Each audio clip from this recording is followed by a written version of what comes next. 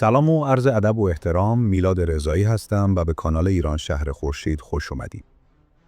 فرارسیدن ایام تاسوعا و عاشورای حسینی رو تسلیت میگم و امیدوارم که همه ما در زندگی حسینی بمانیم و حسینی از این دنیا بریم. خب، حالا بریم سراغ تحلیل امروز که در مورد نوعی جدید و ناشناخته از جنگه. تا حالا به این فکر کردین که بعضی جنگ‌ها هیچ صدایی ندارن؟ نه صدای شلیک گلوله‌ای میاد، نه صدای انفجاری و نه حتی صدای تانکی که به سمت خط مقدم میره. اما نتیجهش ویرانگرتر از هر جنگ آشکاریه که تا امروز دیدیم.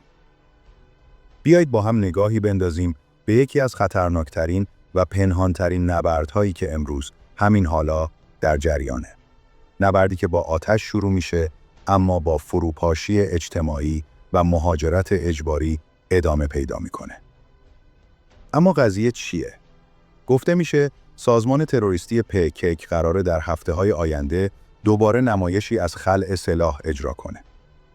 این گروه تا حالا چندین بار این کار رو انجام داده. ولی هر بار با یک رفتار تهاجمی جدید به بازی برگشته و یکی از ابزارهای کارآمد آمریکا برای نقش آفرینی در منطقه است. اما این نه نشانه صلح، نه پایان خشونت. این دقیقاً یک تاکتیک جدید از سوی آمریکا و اسرائیل برای تغییر فاز عملیاتی این گروهک‌ها. امروزه PKK نه تنها سلاحاش رو کنار نذاشته، بلکه حالا به ابزارهایی مجهز شده که بدون شلیک حتی یک گلوله میتونه امنیت یک کشور رو از درون متلاشی کنه. دستگاه‌های آتش‌زای کنترل شده، پهپادهای مسلح و شبکه‌های خرابکار رسانه‌ای، اینها سلاح‌های جدید جنگی هستند که در اختیار این گروه قرار گرفتن و مأموریتشون هم کاملا روشنه. ایجاد هرج و مرج، قطع زنجیره تأمین غذا، واداشتن روستاییان به مهاجرت و در نهایت ایجاد بحران داخلی. برای اینکه اهمیت این موضوع رو بهتر درک کنیم، کافیه یک نگاهی به گذشته بندازیم. استعمار در گذشته‌های دور و به خصوص در دوران جنگ‌های بزرگ برای کنترل مردم کشورهای دیگه به سراغ بحرانسازی‌های مختلف از جمله ایجاد قحطی‌های ساختگی می‌رفت. ما شاهد این بودیم که در یک دهه گذشته هژمون غرب به خصوص آمریکا، اسرائیل، انگلیس، فرانسه و آلمان چیزی فراتر از یک حمایت ساده از گروه‌های تروریستی در منطقه ما نشون دادن. فکر می‌کنید چند تن سلاح وارد سوریه و عراق شده؟ فقط در همین چند سال اخیر ده‌ها هزار تن مواد انفجاری، تجهیزات، پهپاد و کیت‌های عملیات ویژه وارد منطقه و حتی کشور ما ایران شده. به نظر شما هدفشون چیه؟ هدف اصلی ایجاد یک ارتش نامرئی متشکل از حدود 300,000 شبه نظامیه که هیچ پرچمی ندارن ولی آموزش دیده، مجهز و منتظر دستورن. بخشی از اونها همون تروریستایی بودن که سالها برای سرنگونی دولت بشار اسد جنگیدن. من پیش از این بارها بعد از زلزله ترکیه در این مورد هشدار داده بودم. این تروریستا برای نابودی آموزش دیدن و حتی وقتی فرصت نبرد مستقیم با ملت‌های منطقه رو ندارن، در پشت پرده فعالیت‌های تروریستی و تخریبی جانبی رو شروع می‌کنن. ما نقش گروهی از این تروریستا رو در جنگ اخیر ایران با اسرائیل دیدیم و در تحلیل بسیار مهم دیروز هم عرض کردم که اونها برای ورود به منطقه قفقاز و حمله به ارمنستان آماده میشن. اما اربابان این تروریستا از قدیم دنبال تغییر بافت جمعیتی منطقه بودن. برای سالها نفوذی‌ها یا مزدورهای موساد در سوریه، لبنان، فلسطین و حتی عراق از دستگاه‌های کوچکی استفاده می‌کردند که با انرژی خورشیدی یا حرارتی فعال می‌شدند و محصول مزارع رو طوری می‌سوزوندن که هیچ کس متوجه عمدی بودن ماجرا نمی‌شد. اونها حتی در بخش‌های کوهستانی آتش سوزی‌هایی به راه می‌انداختند که در اون مناطق سابقه چنین اتفاقی بسیار کم بود. حالا سوال اینجاست، واقعاً فکر می‌کنید هدف فقط آسیب زدن به مزارع و تهدید امنیت غذایی بود؟ پاسخ اینه خیر. اهداف بزرگتری رو دنبال می‌کردن. یکی از این اهداف جابجایی جمعیتی بود. دقت بفرمایید. روستایی که دیگه گندم و محصول نداره، زمین سالم نداره. دام نداره. دیگه چیزی برای زندگی کردن نداره. پس مجبور به کوچ میشه. و وقتی مردم کوچ میکنن، زمینها بدون هیچ جنگی در اختیار نیروهای نیابتی قرار میگیره. یعنی همین تروریستا. حالا همین فناوری به دست پکک افتاده. همون گروهی که خودشو قربانی نشون میداد، حالا تبدیل به بازوی عملیاتی یک جنگ بی صدا شده.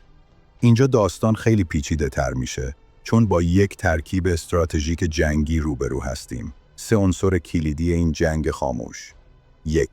پهپادهای شناسایی و هجومی GUR. اینا پهپادهای نظامی هستند که زیر نظر MI6 بریتانیا آموزش میبینن. مجهز به دوربین‌های حرارتی، سامانه‌های شناسایی بیسیم و حتی قابلیت حمل بسته‌های آتش‌زا یا مین‌های ضد نفر رو دارن. اینا نه تنها میتونن آتش سوزی ایجاد کنن، بلکه میتونن مسیرهای امدادرسانی، خطوط برق و آب رو هم از بین ببرن، بدون اینکه کسی بفهمه منشأ حمله از کجاست. 2. دستگاه‌های آتش‌زای اسرائیلی. این دستگاه‌ها کوچک ارزان و کاملاً مخفی‌کار هستند. قابلیت زمانبندی دارن. با تحریک نور یا گرما فعال میشن و در عرض چند دقیقه میتونن یک مزرعه چند هکتاری رو بسوزونن. اینا همون ماشه‌هایی هستن که سالها در فلسطین استفاده شدن و حالا همین تکنولوژی در سوریه، عراق و ترکیه هم دیده شده. 3. پوشش رسانه‌ای و روانی. موساد و MI6 فقط ابزار نمیدن، روایت هم میسازن. با استفاده از شبکه‌های اجتماعی، رسانه‌های وابسته و اینفلوئنسرهای جعلی طوری روایت سازی میکنن که انگار این آتش سوزی‌ها نتیجه بی‌تدبیری دولت یا اختلافات داخلیه.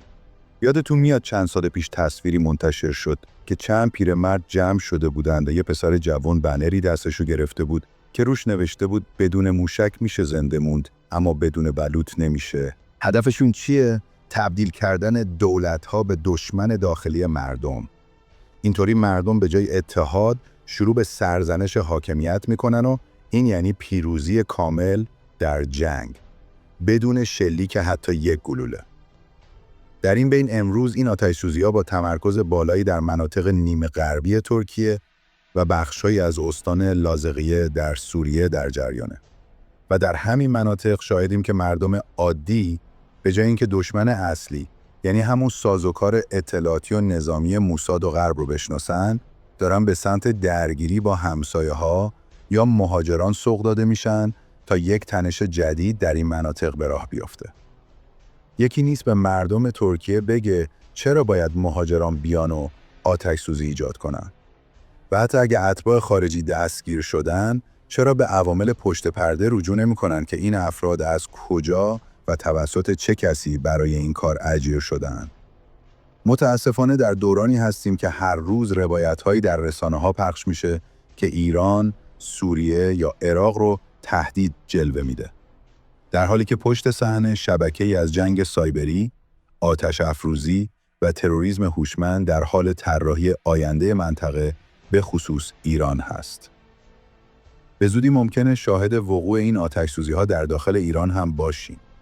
نیروهای امنیتی و اطلاعاتی باید با کمک ساختارهای امنیتی مردمی مزدوران اسرائیل رو دستگیر کنن و حتی ایران باید در این زمینه پیش‌دستی‌هایی هم داشته باشه. فراموش نکنید که دشمن برنامه‌های پیچیده‌ای داره. آتش‌هایی که امروز در مزارع و جنگل‌ها روشن میشن، فردا ممکنه کل یک شهر رو بسوزونن. این آتش‌ها برای گرم کردن نیستن، برای ویران کردن هستن. اینا جنگ افزارهای نسل 5 جنگ‌های مدرن محسوب میشن. نه برای فتح خاک، بلکه برای جابجایی و کوچ اجباری مردم، مهندسی جمعیت‌ها و در انتها تسخیر ذهن و شکستن ستون فقرات اقتصادی ملت‌ها. اگر امروز این حقیقت رو درک نکنیم، فردا باید در دل خاکستر دنبال مقصر بگردیم. امیدوارم این تحلیل به همراه 2 تحلیل قبلی ما توسط مسئولان به دقت رصد بشه. اتفاقاتی که امروز در ترکیه و سوریه رخ میده، فردا در ایران هم میتونه آغاز بشه. مسئولان باید از همین حالا این نمایش مسخره مذاکره با غرب رو کنار بذارن و مردم رو برای چنین اتفاقاتی آماده کنن. و اگه کسی عمدن بخواد جلوی آماده شدن مردم رو بگیره، یا جاسوسه یا یک احمق به تمام معناست که میتونه یک کشور رو به سمت بحران سوق بده. خب، اگر از این تحلیل خوشتون اومد، حتما لایک و سابسکرایب کنید و ما رو به دوستانتون هم معرفی کنید. ضمناً تشکر میکنم از دوستانی که از کانال ما حمایت کردن. تا درودی دیگر، بدرود.